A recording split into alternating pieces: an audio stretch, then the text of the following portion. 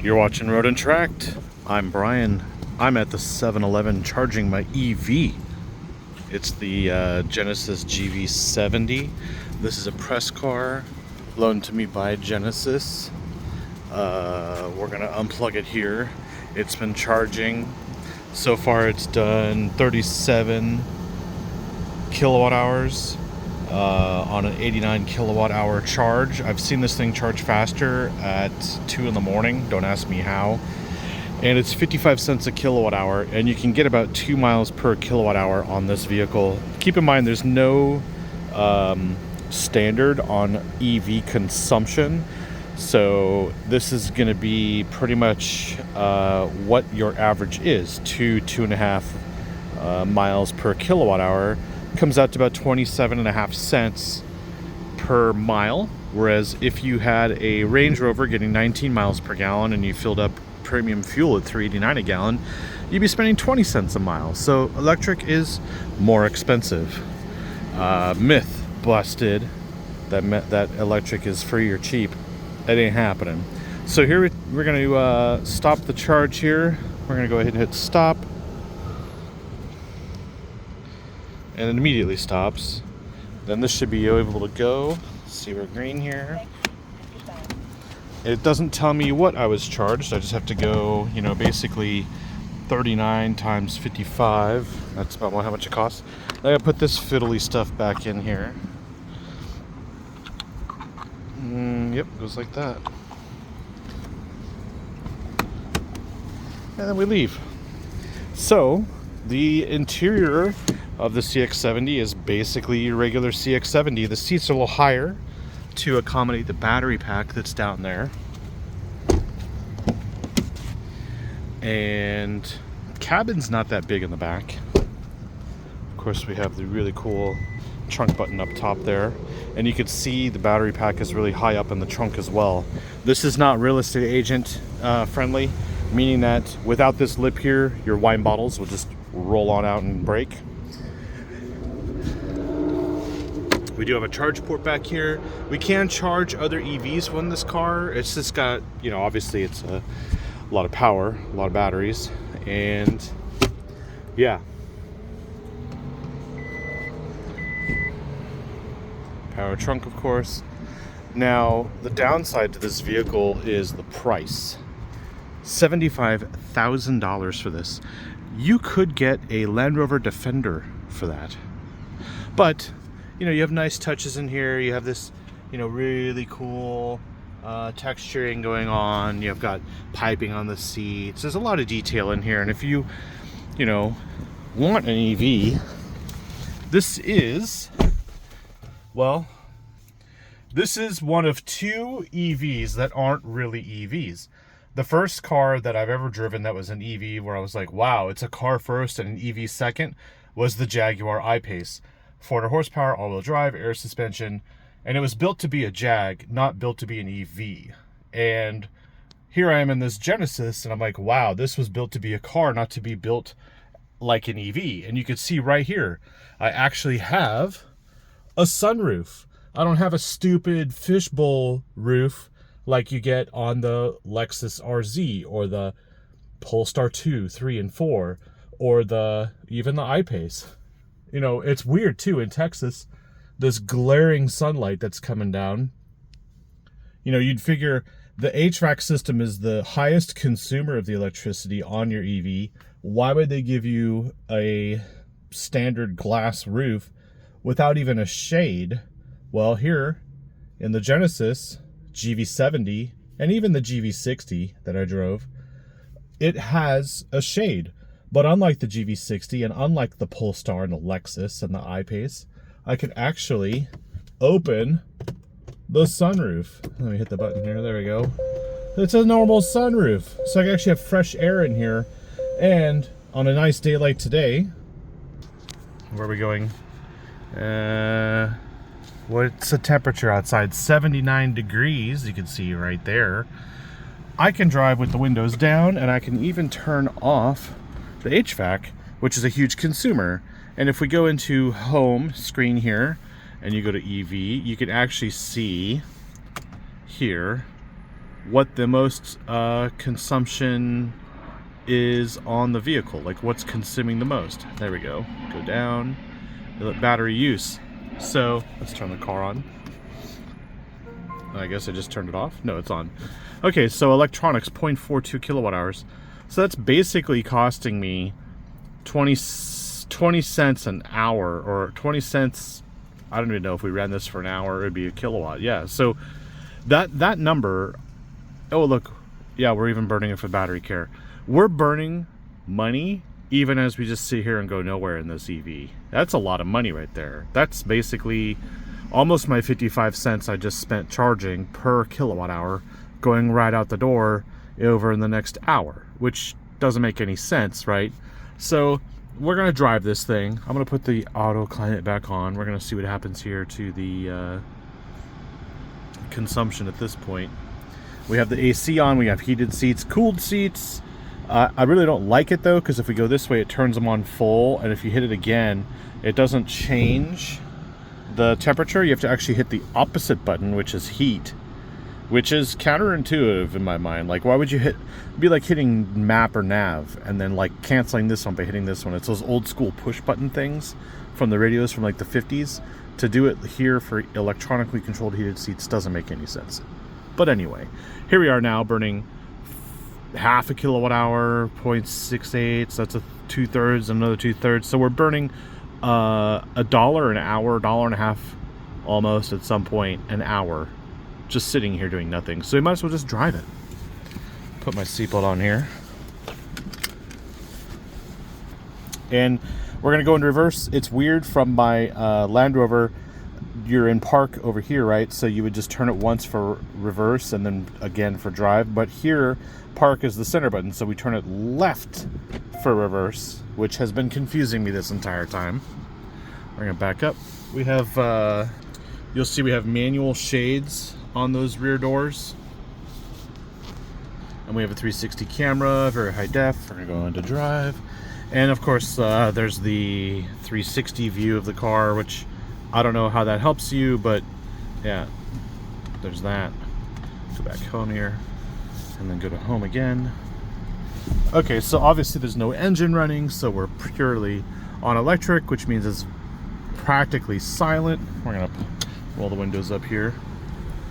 And, you know, range is subjective, but right now it says I have 111 miles of range. Oops, sorry, here we go. So, one thing I want to say is that not only is this a car before it's an EV, which is one of only 2 vehicles I've said that about, the Jag I-Pace. The I-Pace does ride better. So that has a 4-corner air suspension, whereas this feels like they took the suspension from a Honda Accord and put it on a Mercedes S-Class. It just feels like it's me, just like way too heavy for itself. And that's where I would say, hey, the Jag is like this is $75,000 and it's not cheap, and for that Jag you're only talking a difference of a couple grand to go between what is a Jag and what is here a Genesis. So the Jag is bigger, it feels faster, and it rides better on these roads. But so when I compare it to this Genesis, what is it about this Genesis that I like? I haven't driven any bone stock press cars. They just don't exist. So I'm always driving a fully loaded car. So keep that in mind. This is 75 fully loaded. It probably starts at least 68. But driving through here on these streets and with this car, what's really frustrated me has been the range. You can see right there, I'm averaging 2.3 miles per kilowatt hour, and that's about worse than what I get in my Land Rover with premium fuel as far as cost when I'm at the fast charger. I use the fast charger because I don't have time nor the ability to charge at home. And a lot of people say, well, you know, you just need to charge at home and this and that. Well, Let me tell you something about charging at home. Not everybody has a garage. Not everybody in the city can afford a house with a garage. So that's impossible to say. Like, you're just assuming that people downtown have a garage to charge a car in. That's just false. So what I'm saying here is nobody in the city is parking in a garage at their home because they're not multimillionaires. So they have a car like this to get around. And where are they charging? They're charging at the 7-Eleven. They're charging at the Whole Foods, which is hopeless because there's only one charger and it's underground and you can't connect and blah, blah, blah, blah, blah, blah. So the life of an EV, I've done a video on the psychology of cars. If you're more interested in understanding what I'm talking about, go watch that. But for this video, I'm going to say, for Genesis to do an EV version of the GV70 and have an EV that looks and feels like this, they've done a really good job. I feel though it's too expensive, way overpriced. It's like the current housing market in here. It's like with interest rates and pricing, you'd have to have like an average income of $200,000 in order to justify spending this much on a car that costs more to run than a frickin' Land Rover. And that's where I'm gonna leave it. This car has the power, and it's not as powerful as the I-Pace, but $75,000, and I'm not even talking about, you know, power rebates or incentives or anything like that. I'm just saying, in general, what was wrong with the 4-cylinder or the 6-cylinder GV70 that would make you want to buy the EV version? And I'm pretty sure it's not because you want the performance out of it, even though it can perform and there's no lag, right? You can see how quick that is. But there's like also this boost button, which helps on the freeway. But, you know, really, I don't see too many people here in the Dallas area driving their EV like they're Mario Andretti in a Formula One car. I just don't see that happening. And that's where I feel like if you're an EV driver and you're spending $75,000 on an EV and not $40,000 on an EV brand new, something's wrong with you. And clearly you could be a Genesis fanboy. I have no problem with that. Pass. This is all without using the boost. Now, it's clearly it has its advantages, like here, getting in front of all the traffic and just getting around things. So yeah, I'm applauding that boost. We have a certain amount of time to use it, but when you get up on the freeway, the passing power becomes a little bit more restricted because you're now compensating for a lot of extra wind resistance at this speed, and you become no faster than anyone else on the road. So you start losing your advantage in the EV. Whereas in the gas version of this car, you're not limited and bound by, number one, range, because now we're down to 107. And all we're doing is having a little fun here. You know, is it worth $75,000? Leave a comment below. Tell me, is that ridiculous? Are the manufacturers gaming the federal tax incentive to get a higher price out of people who want to have the psychology of vehicles and feel like they need an EV because they need something to take care of because they're single and useless?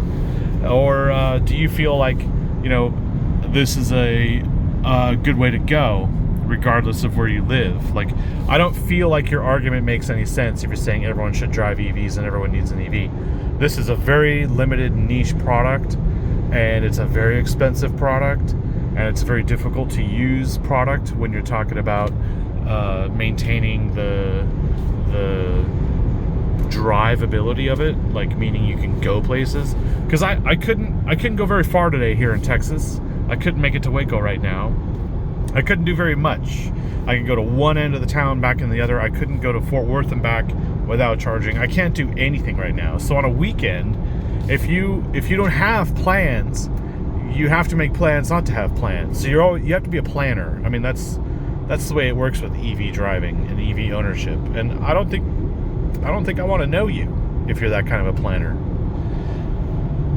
Anyway, As far as EVs go, this is the second best EV I've ever driven. The first one's the Jag I-Pace. And what makes it the best EV is that it's a car first. It's a Genesis GV70 first, and then it's an EV second. And that's, unlike that thing over there, this makes more sense because it's made to fit with your life. I have a freaking shade for the glass roof here, and if I want a sunroof, I can open the sunroof. You can watch it open, right? That's what it's about. It's about enjoying everything that comes with it. It's not about being restricted and limited to what you can and cannot do. Okay, I think I'm gonna use boost here. I don't know if I can get over or not. Wow, these people tailgate so hardcore I can't even move over.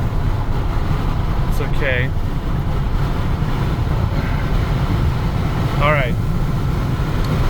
Anyway, thank you for watching, and I will see you in the next video. Ciao.